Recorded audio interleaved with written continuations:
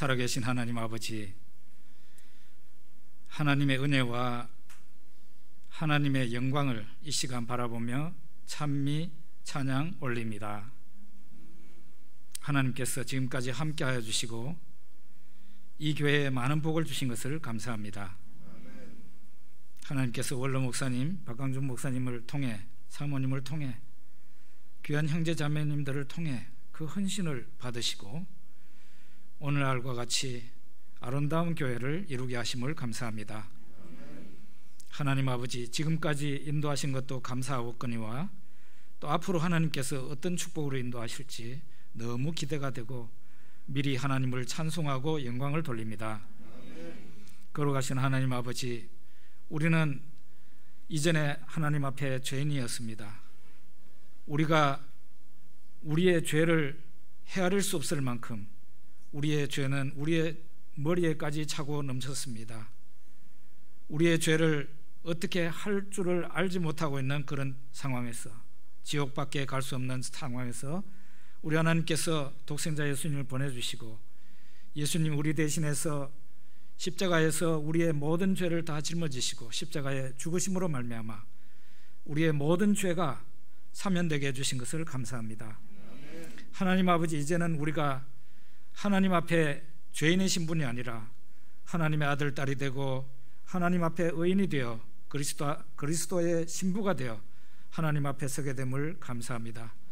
하나님께서 구원받은 우리들에게 성령을 보내주셔서 우리 안에서 성령께서 말할 수 없는 탄식으로 우리 위해 기도하시며 우리가 하나님을 아빠라고 부를 수 있는 놀라운 특권과 은혜를 베풀어 주신 것을 감사합니다. 하나님 아버지, 지금은 우리나라뿐 아니라 온 세상에서 코로나 전염병이 참 창궐하고 있습니다. 저 미국과 선진국들도, 저 힘 있다는 나라들도 어찌할 바를 알지 못하고 있는 것을 보게 됩니다. 우리 하나님 아버지, 불쌍히 여겨주시고 긍휼히 여겨주셔서 우리나라뿐 아니라 온 세상에서 어서 빨리 이 코로나 전염병이 사라지게 하여 주시옵소서. 하나님께서 이 전염병을 없애주지 않으면 인간의 힘으로는 도저히 불가능하오매 우리 하나님 긍휼을 베풀어 주시옵소서. 하나님께서 우리 사람들에게서 죄를 찾으시면 우리는 믿는 사람이든 안 믿는 사람이든 그 어떤 사람들도 하나님 앞에 고개를 쳐들 수가 없습니다. 하나님 아버지, 긍휼히 여겨 주셔서 부디 하나님을 아빠라고 부르는 저희들과 또 믿지 않는 사람들이라 할지라도 그 많은 죄를 하나님께서 다 긍휼히 여겨 주셔서 이 전염병이 속히 사라질 수 있도록 은혜 베풀어 주시옵소서. 아버지 하나님, 선교교회 이렇게 아름다운 모습으로 하나님을 찬송하고 경배를 드리는 이 현장에 와 있음을 감사합니다. 하나님 아버지, 오늘 또 중요한 일이 앞에 있습니다. 하나님께서 선하심으로 인도하여 주셔서 이 교회가 더욱더 아름답고 복되게 성장할 수 있도록 하나님 축복하여 주시옵소서. 하나님께서 이루어 주시고 하나님께서 인도하신 것으로 말미암아 우리 모두가 다 기뻐하며 감사하며 하나님을 찬송하게 하여 주시옵소서. 예수 그리스도 이름으로 기도드립니다. 아멘. 오늘의 말씀입니다. 사무엘상 1장 1절에서 8절입니다. 다 함께 읽겠습니다. 에브라임 산지 라마다임 소빔에 에브라임 사람 엘가나라 하는 사람이 있었으니 그는 여로함의 아들이요 엘리후의 손자요 도우의 증손이요 수베의 현손이더라. 그에게 두 아내가 있었으니 한 사람의 이름은 한나요 한 사람의 이름은 분인나라. 분인나에게는 자식이 없고 한나에게는 자식이 없었더라. 이 사람이 매년 자기 성읍에서 나와서 실로에 올라가서 만군의 여호와께 예배하며 제사를 드렸는데 엘리의 두 아들 홈리와 비느하스가 여호와의 제사장으로 거기에 있었더라. 엘가나가 제사를 드리는 날에는 제물의 분깃을 그의 아내 분인나와 그의 모든 자녀에게 주고 한나에게는 갑절을 주니 이는 그를 사랑함이라. 그러나 여호와께서 그에게 임신하지 못하게 하시니 여호와께서 그에게 임신하지 못하게 하심으로 그의 적수인 분인나가 그를 심히 격분하게 하여 괴롭게 하더라. 매년 한나가 여호와의 집에 올라갈 때마다 남편이 그같이 하매 분인나가 그를 접근시키므로 그가 울고 먹지 아니하니 그의 남편 엘가나가 그에게 이르되 한나여 어찌하여 울며 어찌하여 먹지 아니하며 어찌하여 그대의 마음이 슬프냐 내가 그대에게 열 아들보다 낫지 아니하냐 하니라. 아멘.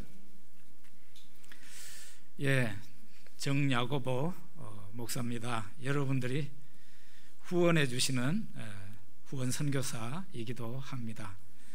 오늘은 본명을 가지고 왔습니다.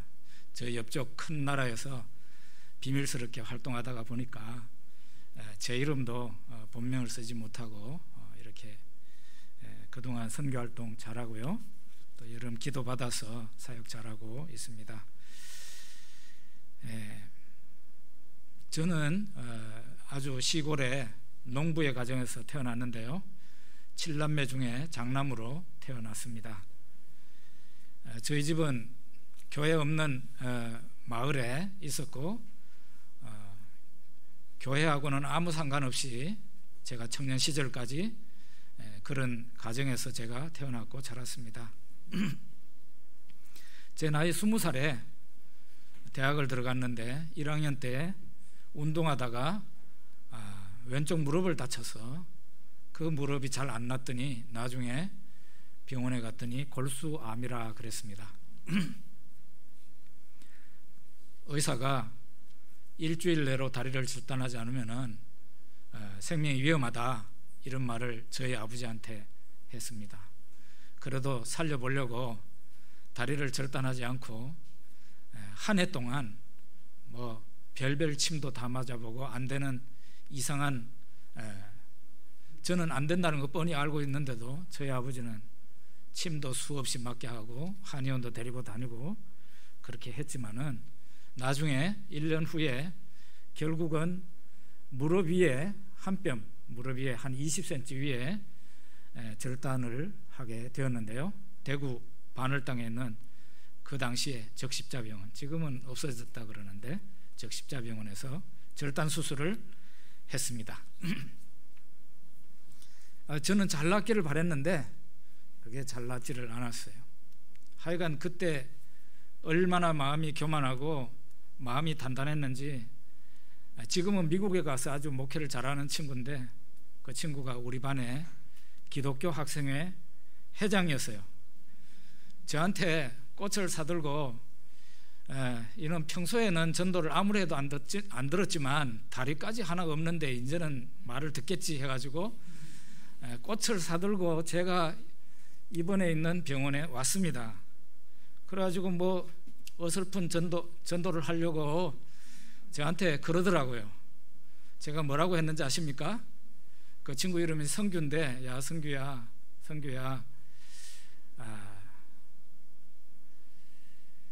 나는 너처럼 예수님 안 믿어도 훌륭하게 살 수 있으니까 너무 걱정하지 말아라.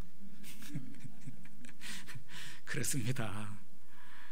나중에 제가 예수 믿고 난 뒤에 그 친구를 만났는데 그날 울면서 돌아갔다고 그러더라고요. 어쨌든 그렇게 마음이 단단하던 사람이 다리 절단 수술을 했는데도 그 위에 다시 암이 올라붙었어요. 정말 암은 무섭습니다. 정말 암은 무서운 게 암이에요. 제가 이 암으로 인해 가지고 총 드러누워 있었던 그 세월이 4년입니다. 제 친구들은 대학 열심히 다니고 또 군대 갔다 오고 100m 달리기 하듯이 인생을 그렇게 앞을 향해서 달려가는데 저는 드러누워서 4년 동안 집에 있었습니다. 제 신세가 정말 처량하기 이를 데 없어요. 제가 아마 여기에서도 자존심 세기로 하면은 제일 자존심이 센 사람일 거예요. 그런데 사정없이 자존심이 뭉개지더라고요. 저는 다른 사람이 저를 불쌍하게 생각하면 견딜 수 없는 사람이에요. 그런데 저희 아버지 친구분들이 이 장남이 그렇다니까 저희 집에 문병 오는 거예요. 정말 죽고 싶더라고요. 정말 죽고 싶었어요. 위로는커녕 막 분노만 생기는 거죠.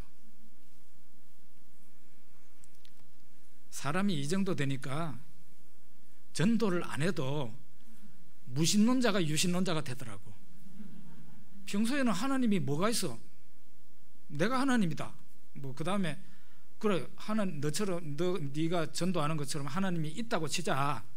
그 왜 내가 하나님을 믿어야 되는데? 뭐 이러고 대단한 친구였는데 제가 그런 사람이었는데 신은 없다고 생각을 한 사람이죠.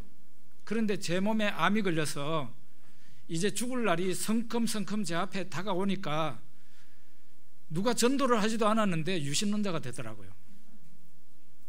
야, 나는 신이라는 존재에 의해서, 그때는 뭐 예수님도 모르고 하나님도 모르니까요, 신이라고 생각하는, 신이라는 존재에 의해서 이 세상에 태어났다가 야, 또 신이라는 존재에 의해서 내가 남들보다 빨리 이 세상을 하직하고 끝내야 되는 모양이다, 그런 생각이 들더라고요.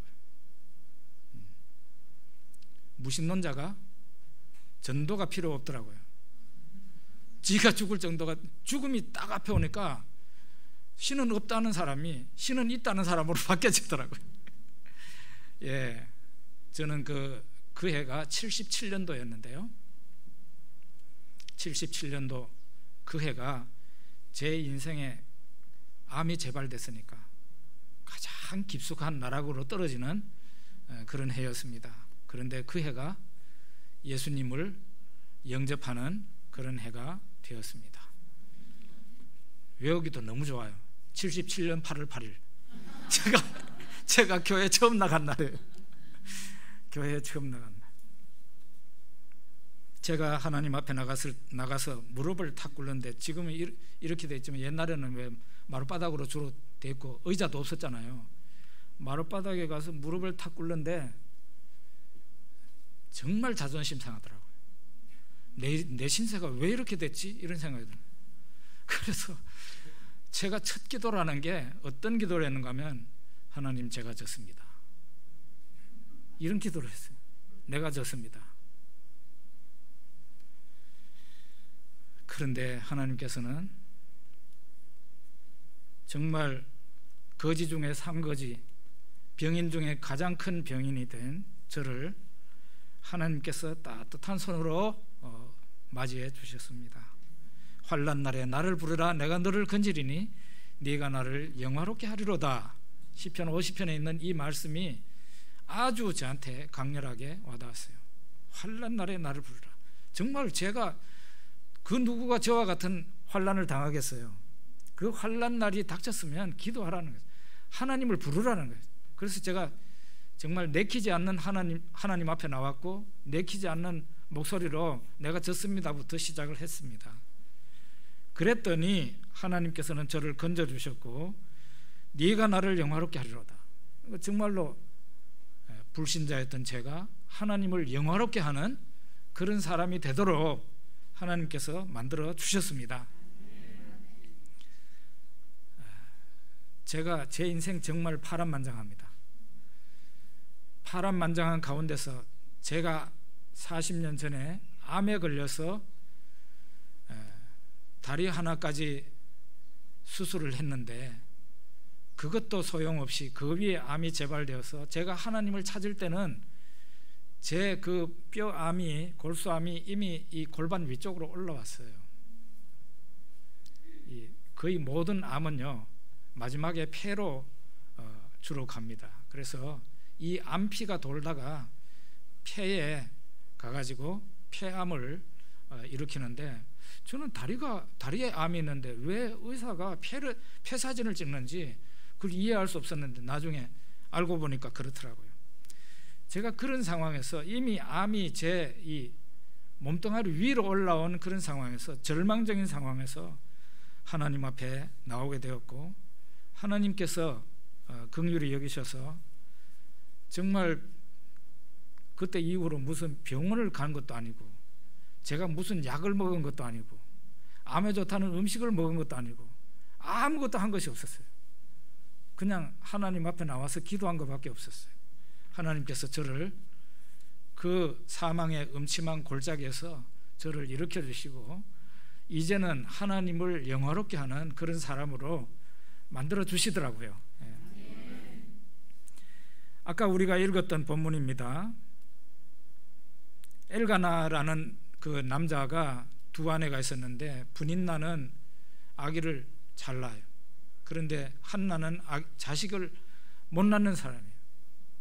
아마도 한나가 자식이 없어서 뭐 또 그 엘가나가 남편이 또 세상가를 갔는지 알 수는 없지만 여자 하나는 자식이 있는데 이쪽에는 자식이 없으니까 그런데 또 이 남편이 너무 징그럽게 이 자식이 없는 한나를 또 사랑합니다. 그러니까 이쪽 여자는 진짜 화가 그냥 머리 끝까지 나가지고 계속 이 자식이 없는 한나를 구박합니다. 그러니까 한나가 울고 밥도 안 먹고 하나님 앞에 통곡하면서 슬픔의 세월을 보냅니다. 한나가 한탄하고 분노하고 울고 밥을 안 먹는 시간을 보낼 때 그 세월이 얼마나 지났는지는 알 수가 없지만 그의 운명이 달라지지 않았어요. 왜냐하면은 참 절망적인 말이 여기 우리 읽었는 본문에 나오는데요. 6절입니다. 여호와께서 그에게 임신하지 못하게 하심으로 이렇게 나왔어요. 저는 이 말씀을 굉장히 특별하게 받아들였습니다. 하나님이 임신을 못하게 하는데 누구가 임신을 시키겠어요? 방법이 없는, 이거는 정말 절망이에요. 이 세상에 있는 모든 사람이 우리를 도와준다고 해도 하나님이 안 도와주시면, 하나님이 딱 선을 그어버리면 그걸로 끝나는 거예요. 그런데 한나가 불임이었는데 자식을 못 낳는데 그 원인이 하나님에게 있었어요. 하나님이 임신을 막고 있으니 도대체 이 문제를 누구가 풀어주겠습니까? 아무도 풀어줄 사람이 없어요. 그래서 한나는 자존심이 뭉개지고 분노하고 슬퍼하고 눈물을 흘리고 심지어는 밥도 안 먹는 그런 시간을 보냈단 말이에요. 매년이라고 나와 있는 거 보면은 그게 짧아도 몇 년, 아마 10년 이상의 세월이 지나갔을 수도 있어요. 오랜 시간 한나가 분노하고 슬퍼하고 울고 밥도 안 먹고 그런 시간을 상당히 오랫동안 보냈을 가능성도 있다는 겁니다. 그렇지만 한나의 인생은 달라지지 않았습니다. 여러분, 이 세상에 뭐 최근에도 이상한 일이 일어나서 서울시장이 돌아가시기도 하고 그런 일도 있었는데 이 세상에 어려움 당하는 사람이 얼마나 많습니까? 아마 모르긴 몰라도 여러분과 제가 살고 있는 그 집에 옆집이나 아래 윗집이 다 그런 집일 수도 있어요. 지금 진짜 한숨 안 쉬는 사람이 드물어요. 그 정도로 어려운 시기에 지금 우리가 살고 있단 말이에요. 그러면은 삶이 어려워서 한숨을 쉬고 힘들어하고 괴로워하고 술 마시고 그렇게 세월을 보내면은 내 운명이 달라집니까? 안 달라져요. 한 개도 안 달라져요. 우리는 한나처럼 해야 됩니다. 한나가 처음에는 얼마의 세월인지는 모르지만 분노하고 슬퍼하고 눈물 흘리고 밥도 안 먹고 그랬지만은 어느 쯤인가 한나는 자기의 태도를 바꾸었어요. 자세를 바꾸었어요. 이 분노와 슬픔을 하나님께로 향하고 통곡하며 기도하기 시작했다는 거죠. 사무엘상 1장 10절 11절을 한번 봅시다. 1장 10절 11절 우리 거기 읽어보죠. 한나가 마음이 괴로워서 여호와께 기도하고 통곡하며 서원하여 이르되 만군의 여호와여, 만일 주의 여종의 고통을 돌보시고 나를 기억하사 주의 여종을 잊지 아니하시고 주의 여종에게 아들을 주시면 내가 그의 평생의 그를 여호와께 드리고 삭도를 그의 머리에 대지 아니하겠나이다. 아멘. 한나는 슬픔과 그 분노가 정말로 주체할 수 없을 만큼 꽉 차 있게 됐어요. 그런 세월을 보내다가 어느 날 그가 하나님께 기도하기 시작합니다. 자기 속의 분노와 슬픔과 고통이 심하면 심할수록 그 하나님께 향하는 그 기도의 에너지는 크게 되는 거예요. 막 통곡하면서 하나님 앞에 기도합니다. 생명을 걸고 기도를 한 거예요. 하나님께서 아들을 주시면은, 저에게 아들을 주시면 제가 그 아들 평생에 머리에 삭도를 대지 않겠습니다. 머리를 안 깎겠다는 거예요.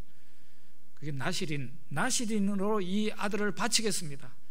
평생 하나님 앞에 제물되는 인생을 그 아들이 살도록 나에게 그와 같은 은혜를 주십시오. 정말 자기 생명을 걸고 운명을 걸고 하나님 앞에 한나가 기도합니다. 그랬더니 한나의 운명이 달라지기 시작했습니다. 여러분도 염려와 근심이 있죠? 예, 저도 뭐 목사는 없나요? 뭐 목사도 염려 근심 많습니다. 예, 저희 교회는요 다 죽다가 살아난 교회예요. 오늘 최재호 목사님 가시면 아마 황당할 거예요. 여기에서 이렇게 성도 많은 데서 예배 인도하시다가 가서면 성도가 뜨문뜨문 앉아있는 거 보면 아마 굉장히 놀라실 겁니다. 그래도 저 사마리아인의 비유에, 선한 사마리아인의 비유에 강도 만난 자와 같이 다 죽어가던 교회가 지금은 상처가 다 났고 이제 누웠던 자리에서 일어나 앉아서 그 정도 교회예요.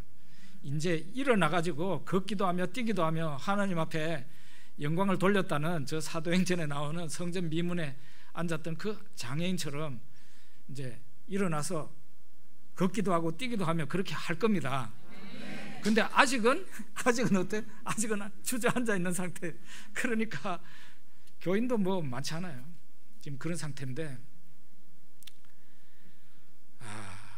이 교회가 부흥해야 될 텐데 거기다가 빚은 8억 3천이나 있어요. 이 8억 3천, 지금 8억 3천은 대단하죠. 제가 개척한 교회가, 제가 선교사로 나갈 때는 그래도 포항 시내에서 아주 괜찮은 교회라고 소문이 났었는데, 나중에 뭐 들리는 소식이 그냥 교인들 다 나가고 이제 남은 사람 얼마 없고 은행과 관공서에서 나온 고지서가 빨간색으로 되어 있는 고지서가 그냥 이만큼이다, 이런 말을 듣게 되었습니다. 그래서 저한테, 다른 사람도 아니고 저한테 오라는 거예요. 저한테 다시 돌아오라는 거예요. 저희 집사람이, 제 아내가요 맹렬하게 반대를 하더라고요. 이거는 제대한 사람한테 다시 군에 오라는 거 똑같다는 거예요. 제대한 사람한테. 그러고 저한테 그래요. 저한테 벌벌 떨면서, 제 아내가, 저하고 둘이 있는데 벌벌 떨면서 하는 말이, 여보, 우리 거기 가면은 이 교회가 우리 있을 동안에 70%, 3분의 2의 가능성은 교회가 망하는 거야. 그걸 알아야 돼. 제가 그렇다고, 맞다고. 하나님께서 은혜를 안 주시면, 특별한 은혜를 안 주시면 나는 그 무너지는 교회에 깔리게 될 거다. 그걸 갔어요. 갔는데 7개월인가 8개월인가 사례비 전혀 못 받고 교회를 어쨌든 회복시키기 위해서 노력했는데, 지금은 뭐 사례비가 너무 잘 들어와. 예, 지금은요, 지금 재정부에서 노래를 부르고 있어요. 많이 좋아졌어요. 아무것도 염려하지 말고 오직 모든 일에 기도와 간구로 너희 구할 것을 감사함으로 하나님께 아뢰라. 그리하면 모든 지각에 뛰어난 하나님의 평강이 그리스도 예수 안에서 너희 마음과 생각을 지키시리라. 기도 응답이 두 단계로 와요. 우리가 기도하면 처음에는 염려 근심으로 시작하잖아요. 염려 근심이 있는 사람이 마음속에 평강이 있겠어요? 없죠. 염려 근심이 있으니까 그것이 굉장히 불편하죠. 그런데 기도를 하나님이 받으실 만한 기도, 그 기도를 하면은 어느 때쯤인가 하나님의 응답이 오는데 마음속에 확신과 기쁨과 평안이 싹 들어오게 돼요. 그거는 아직은 현실은 그대로 할지라도 시간만 보내면은 이제 현실 속에서도 어떻게 돼요? 문제 해결이 돼요. 그렇게 됩니다. 제가 초신자 시절에 일부 예배 때도 제가 간증을 했는데 서울에 갈 일이 있었습니다. 지금 거의 40년 전이니까 오래됐죠. 경주역에서 열차를 타고 청량리역으로 가는 그 기차를 타야 되는데 포항에서 살고 있었으니까 경주역으로 왔어요. 밤에 한 10시쯤 차를 타가지고 타면은 청량리역에는 그 다음날 7시쯤인가 아마 내리는 그런 기차였는데 오니까 경주역에 오니까 사람들이 대합실에 꽉 차 있었어요. 그 차 원래 그 열차가 사람들이 많이 타는 차예요. 근데 사람들이 굉장히 많아. 제가 표를 이제 사려고 그러니까 입석표밖에 없대요. 오늘 여기에서는 입석표밖에 안 팔았다 이러더라고요. 심지어는 저 부산에서부터 입석표다 이러더라고요. 제가 할 수 없이 입석표를 샀죠. 사가지고 역박 그 광장으로 나와가지고 그 새로 된 뭐 이렇게 거기에 이렇게 떡 앉아가지고 앉을 자리가 거기에 있더라고요. 거기에 앉아가지고 하나님 앞에 기도를 했습니다. 하나님 아버지, 제가 이 몸으로, 이 불편한 몸으로 지금 경주역에서 저 청량리역까지 밤새도록 가는데 서가게 됐는데 어떻게 생각하십니까?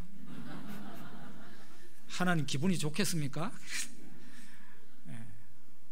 초신자 시절이었어요. 예수 믿은 지 1년도 채 안 됐을 때예요.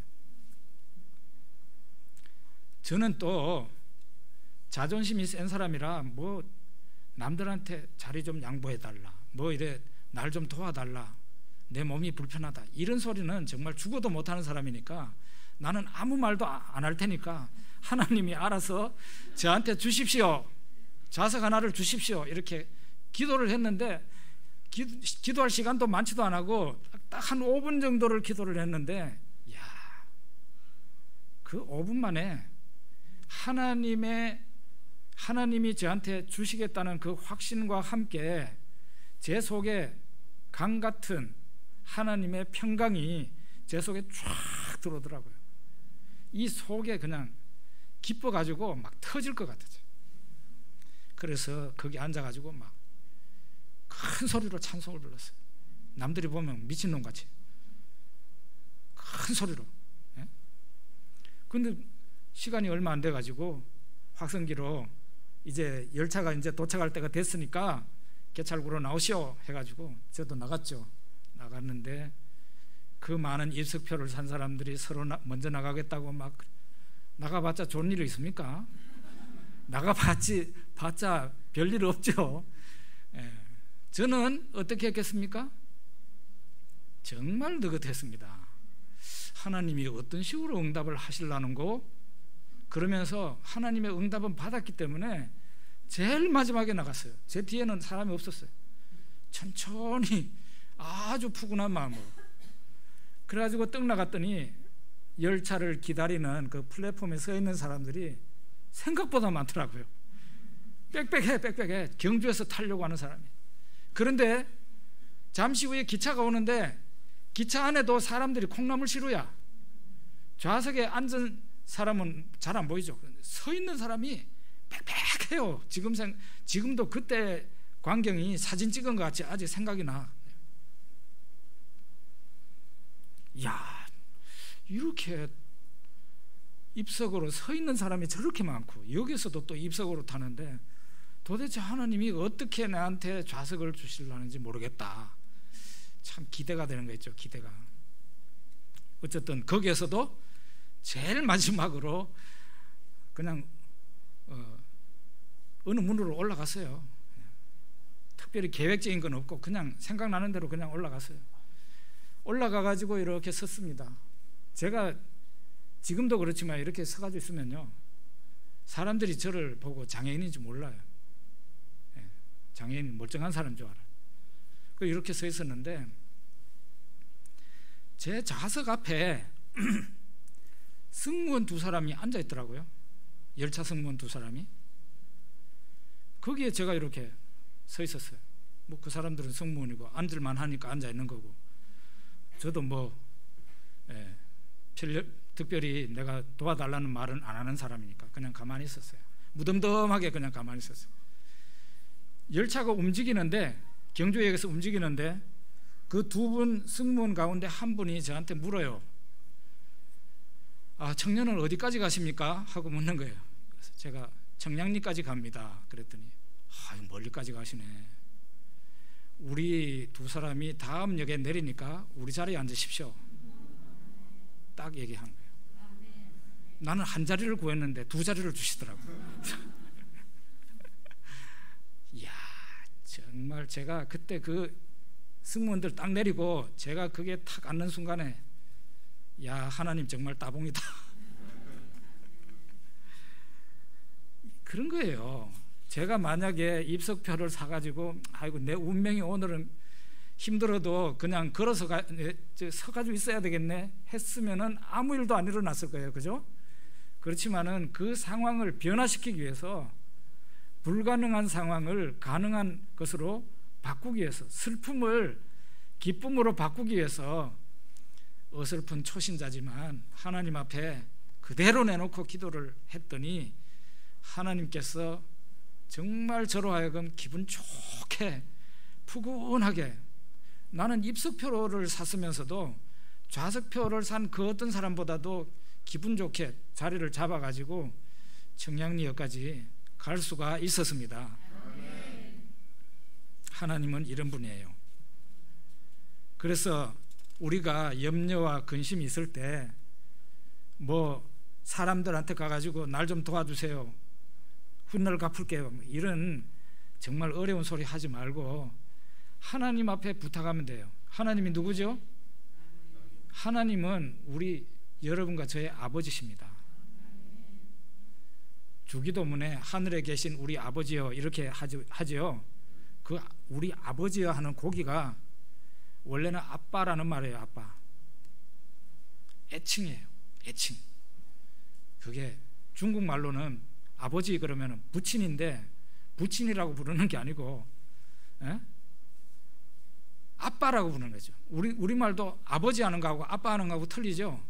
예수님은 항상 하늘 아버지께 기도하실 때 아빠라고 부르셨습니다. 우리도 동일하게 예수님께서 기도를 가르치면서 하나님을 향해서 아빠라고 부르도록 했어요. 하나님을 향해서 자녀의 자격으로 아빠라고 부를 수 있다면 이거는 기도를 이미 하기도 전에 응답을 받은 거랑 마찬가지예요. 너무 걱정하지 말고 기도하자는 겁니다. 자, 이제 어떻게 되었습니까? 하나님은 구하는 자에게 좋은 것을 주시지 않겠느냐 했는데요, 사무엘상 2장 1절에, 사무엘상 2장 1절 같이 읽어봅시다. 한나가 기도하여 이르되 내 마음이 여호와로 말미암아 즐거워하며 내 뿔이 여호와로 말미암아 높아졌으며 내 입이 내 원수들을 향하여 크게 열렸으니 이는 내가 주의 구원으로 말미암아 기뻐함이니이다. 하나님은 한나의 기도에 응답을 하셨고요, 아들을 낳게 해 주셨습니다. 그런데 한나가 이 사무엘상 2장 1절 여기까지만 해도 아들을 낳고 너무 좋아가지고 부르는 찬양이었어요. 이때까지만 해도 이 아들 낳은 것만 해도 이렇게 그냥 뿔이 높아졌다고 야단하고 하나님을 찬송하고 이랬는데, 이때까지만 해도 아직 사무엘이라는 이 아들은 아직 갓난아기입니다. 이 아기가 어떻게 될지 알 수가 없는 거예요. 그런데 이 아들이, 이 한나가 낳은 아기가 나중에 어떤 인물이 됩니까? 한나의 찬양은 미래를 보고 찬양을 한 게 아니고 현재 일어난 자식을, 그저 아들을 주셨다는 그 사실 하나만으로도 이렇게 좋아가지고 그냥 하나님을 찬양하고 기뻐하고 영광을 돌렸는데, 이 찬양을 부를 때만 하더라도 한나는 자기가 낳은 그 아기가 얼마나 위대한 인물이 될 거라는 걸 몰랐단 말이에요. 그런데도 이런 찬양을 한 거예요. 한나가 상상조차 할 수 없었을 만큼 위대한 아들이었습니다. 엄청난 아들이었어요. 예? 사사시대가 이스라엘 여호수아 이후로 사사시대가 350년 정도 지났는데요, 그 사사시대는 무법천지의 시대예요. 이스라엘에 왕이 없으므로 사람마다 자기 소견에 옳은 대로 행하더라 하는 그런 시대인데, 그 시대를 무질서의 그 이스라엘을 끝내고 드디어 왕국 시대를 연 사람이 사무엘이에요. 그리고 두 왕을 세운 사람이 사무엘입니다.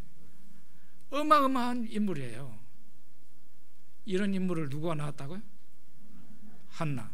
한나는 처음에 어땠습니까? 분인나가 약 올리고 핍박할 때마다 울고 분노하고 슬퍼하고 밥도 안 먹고 그랬던 여자란 말이에요. 그런데 이 사람이 자기의 울분과 자기의 슬픔과 자기의 고통을 하나님을 향해서 쏟아놓았어요. 쏟아놨을 때 한나가 생각할 수 없을 정도로, 상상을 해본 적이 없을 정도로 어마어마한 선물을 하나님께서 이 한나한테 주셨다는 겁니다. 그 한나의 하나님은 바로 여러분과 저의 하나님이기도 합니다. 제가 만 30세에 24살에 이제 예수를 믿고, 22살에 예수를 믿고 24살에 신학대학을 가고 4년 마치고 신대원 또 3년 마치고 해서 강도사고시 목사고시 또 한 번 안 떨어지고 바로 목사가 되니까 만 30세에 제가 목사가 됐어요. 만 30세. 예수 믿고 한 8년 조금 더 지나서, 장로교는 만 30세가 넘어야 목사가 돼요. 근데 만 30세에 제가 목사가 됐어요. 그리고 목회 23년을 했어요, 포항에서. 그리고는 이제 53세 또 하나님이 인도하셔서 조기에 제가 목회를 은퇴하고 선교사로 나가게 되었습니다. 참 사람이 빈말도 너무 자주 하면 안 되는데요, 제가 목회할 때 평소에 아무 일도 없고 목회 행복하게 잘하고 있었는데, 아무 생각도 없이 제가 무슨 말을 했는가 하면, 사람들 만날 때마다 나는 목회 하다가 좀 조기에 은퇴를 하고 선교사로 갈 거야 이랬는데, 그게 진짜 무슨 대단한 결심과 계획이 서가지고 그런 게 아니고 이게 완전히 빈말이었어요. 내가 왜 그런 말을 했는지 나도 모르겠어요.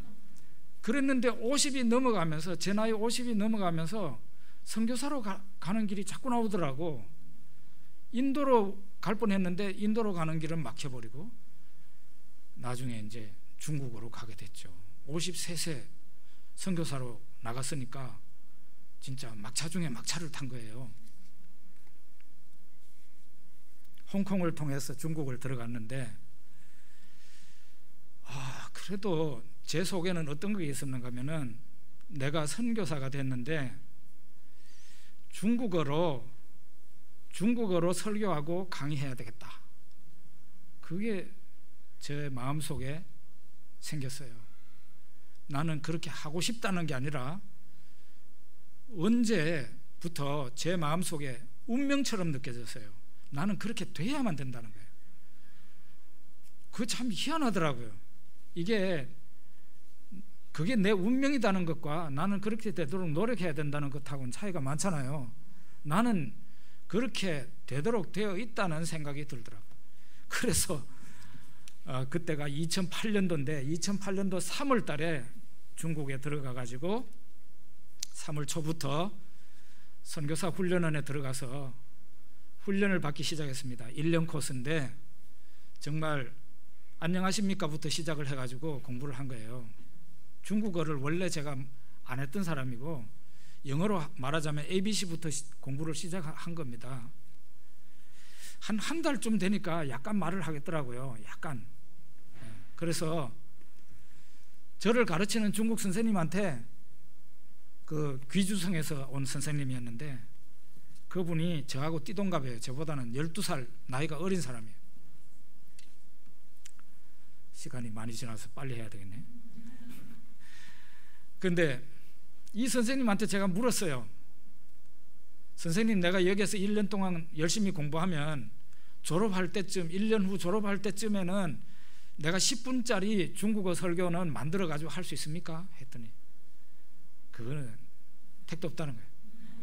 그러면서 저한테 충격적인 말은, 일부 예배 때 제가 안 했던 말은, 이 말 안 했었는데, 니 이징 라올러, 너는 이미 늙었다는 거죠. 너는 이미 늙어서 못해. 그 다음에 선교사님들 만나고 한인교회 목사님들 만나서 얘기를 했더니 선생님은 너무 늦게 나왔습니다 이러는 거예요. 택도 없다는 거죠. 그래가지고 제가 하나님 앞에 어느 날 나는 확인은 해야 되겠는데, 하나님 앞에 제가 기도하다가 한번 물었습니다. 나는 반드시 그렇게 돼야만 돼 하는 생각이 들어서 물었어요. 하나님 아버지, 저같이 나이가 많은 사람은 하나님도 어떻게 해볼 수 없습니까? 이렇게 기도를 했어요. 그랬더니 많이 기도한 그 단 한 번에 한 줄의 기도인데요, 즉각적으로 응답이 왔어요. 그냥 그대로 반사가 돼가지고 탁 오더라고. 그러니까 모두가 불가능하다고 하니 내가 하게 해주겠다 하는 그런 하나님의 응답이었어요. 하나님은 모두가 안 된다니까 바로 여기에 강조를 하시더라고요. 모두가 안 된다니까, 모두가 안 된다니까 하나님이 되도록 하겠다는 거예요. 저는 아멘하고 그냥 찬송을 부르고 이제 그렇게 될 거라고 생각을 하고 있었는데요, 3월 달에 공부를 시작했는데, 제가 그때 이 기침 감기에 걸렸는데 동네 병원에 갔더니 아주 독한 약을 주더라고요. 근데 그 약을 먹었더니 한 2알을 먹고 나니까 기침 감기 끝나더라고요. 진짜 무서운 중국 약이더라고요. 그런데 이 약을 먹고 난 뒤에 이상한 현상이 생겼는데요, 몸에 이렇게 끝에 있는 부분이 마비 현상이 생기는 거예요. 그러더니 손가락 끝, 발가락 끝에서 점점 무뎌지기 시작하는데, 이거를 이제 제가 인터넷에 찾아보니까 장갑 낀 현상이라 그러더라고요. 장갑 끼면 굉장히 감각이 없어지잖아요. 그런 현상이에요. 이게 몸이 이제 마비가 되는데 완전 감각이 없다는 게 아니고 절반 이상은 감각이 없어지는 거예요. 그래가지고 제 몸에 여기, 팔은 여기까지, 어깨까지, 다리는 여기 엉덩이 가까이에 있는 데까지 그런 현상이 생겼어요. 말도 제대로 안 나오고 글도 제대로 안 되고. 이런 세월을 제가 3-4개월을 보냈어요. 선교사 훈련 나가가지고. 그거 이상하더라고. 그렇게 되니까 머리도 안 돌아가더라고. 에? 그런데 3월달 공부하다가 3월 말부터 그래가지고 거의 6, 7월달까지 그런 현상이 저한테 있어서 국내에도 들어와가지고 종합검진까지 다 하고 나가고 이랬는데 해결이 잘 안 됐어요. 근데 중국에서 보약을 먹고 그러고 나니까 좀 회복이 되더라고. 그리고 10월달이 됐는데 저희 대표가, 선교단체 대표가 저한테, 정 선생님 저기 동간에 있는 우리 학교에 가가지고 주일날 예배를 인도하십시오 이러는 거예요. 선교사가, 있던 선교사가 귀국했다고 저한테 이번 주부터 가십시오 이러는 거예요. 저는 국내에서 목회할 때 단 하나의 저한테 취미가 있었는데 설교하는 게 취미였어요. 저는 저한테는 어떤 취미도 없고 그냥 설교가 취미예요. 그런데 선교사로 나가니까 누가 저한테 설교를 부탁하는 사람이 없으니까 정말 울고 싶더라고요. 설교하고 싶어서. 그러니까 여기에서 설교하라니까, 예배 인도하라니까 중국어로 해야 되지만 설교하게 됐으니까 얼마나 좋아요. 그래가지고 제가 그러겠습니다 하고는 설교 준비를 했는데, 세상에 국내에서는 주일 예배 설교 준비하려면 최소한 3일 이상이 걸렸는데 하루도 안 걸려서 중국어 설교가, 제가 그냥 노트북 꺼내놓고 중국어로 바로 쳐가지고 중국어 설교를 하루도 안 돼가지고 끝났어요. 하루도 안 돼서. 뭐 어떤 선교사님들은 한국말로 먼저 설교 준비를 해놓고 그걸 중국어로 자기가 번역하든가 아니면은 조선족한테 시키든가 그러는데, 저는 그런 거 없어요. 그냥 노트북 펼쳐놓고 바로 중국어로 생각하면서 바로 쳐요. 예? 이렇게 해가지고 설교 준비를 했어요. 그리고 그 주에 가가지고 예배 인도를 하는데, 첫 예배 제가 난생 처음으로 중국어를 공부하고 처음으로 설교하는데 29분짜리 설교를 했습니다. 마지막에 축도까지 다 끝나고 이렇게 나니까 학생들이 한 50명이 제 설교를 들었는데 전부 다 기립해가지고 박수를 쳤더라고요. 그러면서 하는 말이, 통역자가 거기 있었는데요, 조선족 통역자가 자기가 10년 동안 여기에서 봉사했는데 한 번도 선생님 같은 사람을 본 적이 없습니다 이러더라고요. 젊은 사람도 7개월 만에, 중국어를 배운 지 7개월 만에 설교했다는 말을 한 번도 들어본 적이 없습니다 이러더라고요. 젊은 사람도 못 세운 기록을 늙은 사람이 세웠다. 이게 하나님의 응답이고 하나님의 선물이에요. 제가 공부할 시간이 없었어요. 그런데도 하나님이 그런 은혜를 주셔서 지금도 생각해 보면은 선교사 훈련 이제 마치고 조기 졸업했어요. 저는 또 그 정도 되니까 조기 졸업을 시키더라고. 집에 가고 싶다니까. 그럼 집에 갔다 오라고 그러면서. 그래가지고 홍콩으로 나와가지고 홍콩에서 비행기 타고 여기 김해공항으로 오는데 너무 기뻐가지고 가슴이 터질 것 같더라고요. 정말. 이야, 정말 하나님이 내한테 엄청난 기적을 나타내셨다. 세상에 이런 기적이 흔하게 일어나는 기적이 아니잖아요. 예? 여러분 영어 공부를 시작해가지고 7개월 만에 거의 30분 가까운 영어 연설을 지가 만들어가지고 할 수 있습니까? 그리고 사람들이 또 알아들어야 될 거 아니에요. 자기는 열심히 말했는데 사람이 못 알아들으면 제 아내한테 그랬더니 제 아내가 사람들이 잘 알아듣더냐고 물어요. 내가 그래, 그럼 잘 알아듣지. 내가 그랬어요. 여러분, 우리가 어떤 일로 인해 가지고 염려하고 신세한탄하고 울고 술 마시고 해도 절대로 우리 운명은 달라지지 않습니다.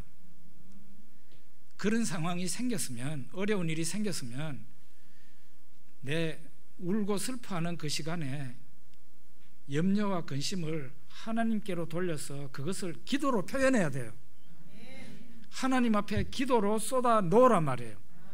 내 염려와 근심이 크면 클수록, 내 안에 분노가 크면 클수록, 슬픔이 크면 클수록 내 기도의 에너지는 강력해지는 겁니다. 하나님 앞에 한나처럼 통곡하면서 기도하면 하나님이 놀라운 역사를 나타내십니다. 중국말로 마마후후라는 말이 있어요. 무슨 말인가 하면 대충대충. 기도할 때 대충 하면은 우리 다 경험해보지만 아무 일도 안 일어나요. 그렇게 기도하면 안 되고, 마치 배수진을 친 그 임진왜란 때 신립 장군처럼 나는 이제 더 이상 물러날 데 없습니다. 여기에서 하나님이 응답 안 해주시면 나 여기서 끝입니다 하는 그런 기분으로 하나님 앞에 기도하면 하나님께서 여러분과 제가 상상하지 못했던 놀라운 축복과 은혜를 다른 사람이 아니라 여러분과 제가 경험하게 해주신다는 거예요. 저는 40년 이상 예수를 믿고 목회하면서 제가 경험한 것은 엄청나게 많아요. 정말 하나님은 좋으신 하나님이다. 이 좋으신 하나님을 여러분과 제가 많이 경험하고 이 땅에 살아갈 동안 날마다 승리하면서 살다가 하나님께서 오시라 할 때 할렐루야 찬송하면서 갈 수 있길 바랍니다. 기도하겠습니다. 살아계신 하나님 아버지, 감사합니다. 오늘도 저희들에게 사무엘상 말씀을 통해 기도할 수 있는 힘을 주신 것을 감사합니다. 우리가 처한 상황이 어떤 상황이라 할지라도 낙심하지 않고 하나님 앞에 그대로 기도로 쏟아부어서 하나님께서 주시는 놀라운 은혜를 저 한나와 같이 경험하고 찬송하고 영광 돌리게 하여 주시옵소서. 예수님 이름으로 기도드립니다. 아멘.